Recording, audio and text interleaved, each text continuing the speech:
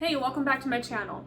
As a writer, one of the best things that you can do for your content is make sure it satisfies user intent, also called search intent. Let's talk about what this means and how you can do it. This is something I discuss in my new mini course, Writing Wizardry, which is now open for enrollment, but it's really important, so I'm going to share it here as well. First of all, what is search intent? Put very simply, search intent is the reason behind a user's query. It refers to what they're trying to find when they look for something online. For example, if someone goes onto Google and they search how to stay productive when working from home, then you know that they're probably looking for advice for how to stay productive when working from home.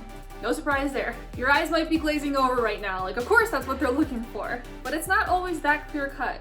Let's say as another example that someone goes on Google and searches keto diet. Now what are they looking for? We have no idea. Are they looking for a definition of the keto diet?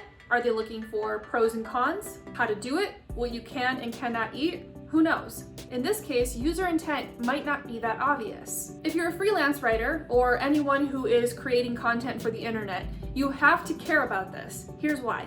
Let's say that you're writing a blog about the keto diet, and when people search for that on Google, you want to show up on page 1. If you don't satisfy search intent, if you don't give people exactly what they want when they look up keto diet on Google, then you're never going to rank on page 1. Why? Google won't put you there. You have to remember that Google's #1 priority is user experience. They want to perfectly answer users' queries fast. That's what keeps people coming back to Google again and again. They get the information that they need quickly.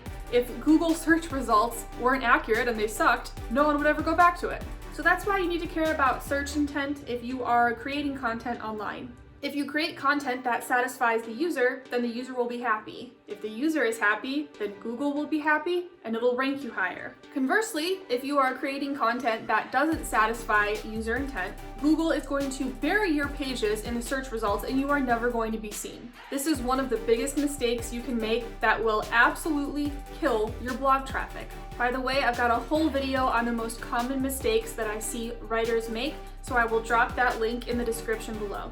Alright, so now you know why search intent is so important if you're a content creator.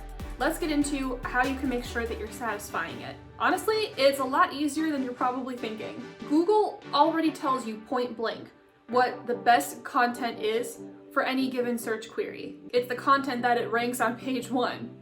That's it. So if you're creating a blog that's optimized around the keyword keto diet, and you want to know exactly what people are trying to learn when they search that keyword on Google, Google that term yourself, keto diet, and look at all of the results on page 1. What exactly are they talking about in regards to the keto diet? What topics, what ideas, what opinions? Are they using images, videos, infographics? Roughly how long are these pages? The word count. You already know that these pages are satisfying user intent because they ranked on page 1 of Google. Those pages are giving users exactly what they want. Therefore, you can use these pages as your own inspiration.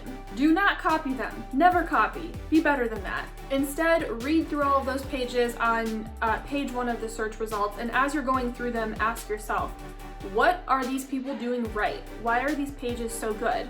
Take that, use it to inspire your own content, and then find a way to make your content better. Research is the first step of creating content that ranks well on Google. How can you give readers exactly what they want if you don't know what they want? That's why before you start writing a blog, you need to zero in on 2 specific things, the topic and the keyword. Those are the first 2 steps to writing a piece of content for the internet.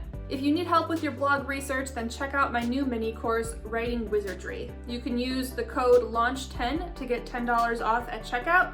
And if that doesn't sound like a lot, it's a $25 mini course. So you can get it for $15 until those discount codes run out. I know that when you are preparing to write a blog, a lot of the time you just want to sit down and write. You're feeling inspired, you're feeling ready, and you just want to get the words out on the page. But writing for the internet is very unique in that if we want our work to be seen, we have to be giving people what they want, or we're never going to show up to them. Research the topic, research the keyword, and then start writing. If you found this video helpful, please give it a thumbs up before you go, and don't forget to subscribe to my channel so that you never miss my new content. If you have any questions or feedback, drop them in a comment, and I'll see you guys next time.